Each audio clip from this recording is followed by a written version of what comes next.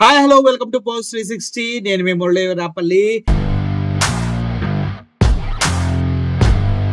రోజు రోజుకి రాష్ట్ర బడ్జెట్ పెరిగిపోతుంది కానీ సంక్షేమ పథకాలు అయితే ఎవరికూ అందట్లేదు. ఇందులో ఎటువంటి సందేహం లేదు. రాష్ట్ర వ్యాప్తంగా ప్రజలంతా సంక్షేమం గురించి అరులు చాచి ఎదురు చూస్తూనే ఉన్నారు. కానీ ఎట్టి పరిస్థితుల్లో వాళ్ళకి సంక్షేమం అందే అవకాశం లేదని చెప్తూ ఉన్నారు. అయితే రాష్ట్ర బడ్జెట్ ఈ సంవత్సరం ఎంత ఉండబోతుందని ఒకసారి మీరు ఆలోచించినట్లయితే 2025-26 గాను రాష్ట్ర బడ్జెట్ 3,24,000 కోట్లు ఉండబోతుంది అంట. అంటే నేడు రాష్ట్ర బడ్జెట్ మొత్తం 3,24,000 కోట్లు అంటూ వార్తలు వస్తూ ఉన్నాయి. అందులో సూపర్ 6 ఇతర హామీలకు ప్రాధాన్యం. అంటే 3,24,000 కోట్లు బడ్జెట్ పెడితేనే సూపర్ 6 హామీలు ఇస్తారు. కూటమి వచ్చాక తొలి పూర్తి స్థాయి బడ్జెట్. ఇంత ముందు పెట్టిన బడ్జెట్లు పూర్తి స్థాయి బడ్జెట్లు కాదేమో.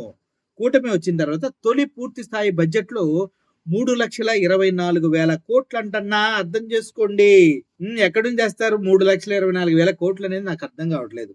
ఎందుకంటే రాష్ట్ర ఆదాయమే దగ్గర దగ్గర 1,90,000 కోట్లు. అన్ని పన్నులు, ట్యాక్సులు, జిఎస్టీలు అన్ని కలిపితే రాష్ట్రానికి వచ్చే బడ్జెట్ 1,94,000 కోట్లు మాత్రమే. మరి 3,24,000 కోట్లు చంద్రబాబు నాయుడు గారు ఎక్కడి నుంచి తేబోతున్నారు? సూపర్ 6లు అన్ని హామీలకి ఇంత బడ్జెట్ అవుతుందని జగన్మోహన్ రెడ్డి ముందే చెప్పాడు కదా. రాష్ట్రం నుంచి వచ్చే బడ్జెట్లో ఇంకా 30,000-40,000 కోట్లు అప్పు చేస్తే తప్పించి నేను సంక్షేమాన్ని, అభివృద్ధిని లేకపోయాను.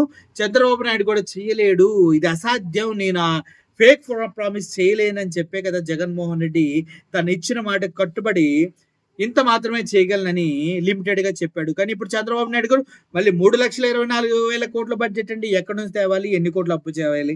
ఆల్రెడీ 1,50,000 కోట్లు ఈ 9 నెలల్లో చేసి మన పైన నిండా ముంచేసిన చంద్రబాబు నాయుడు గారు ఏం చేయబోతున్నారు? సూపర్ 6 ఇతర హామీలు ప్రాధాన్యం. కూటమి వచ్చాక తొలి పూర్తి స్థాయి బడ్జెట్.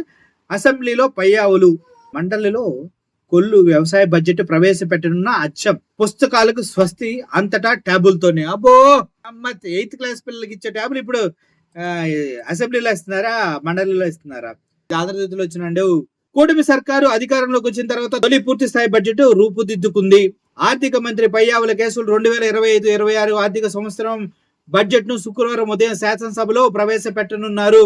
3,24,000 కోట్లతో బడ్జెట్ ను రూపొందించినట్లు ప్రాథమికంగా తెలుస్తుంది.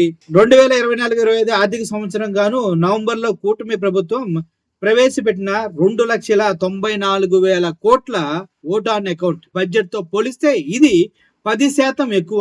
అటు అభివృద్ధి, ఇటు సంక్షేమం ప్రాధాన్యత ఇస్తూ బడ్జెట్ లో కేటాయింపులు చేసినట్టు తెలుస్తుంది. మరి ముఖ్యంగా తల్లికి వందనం. ఏంటి 3,24,000 కోట్ల బడ్జెట్ పెట్టుకుంటే గానీ మీరు తల్లికి వందనం ఇవ్వలేకపోయారు.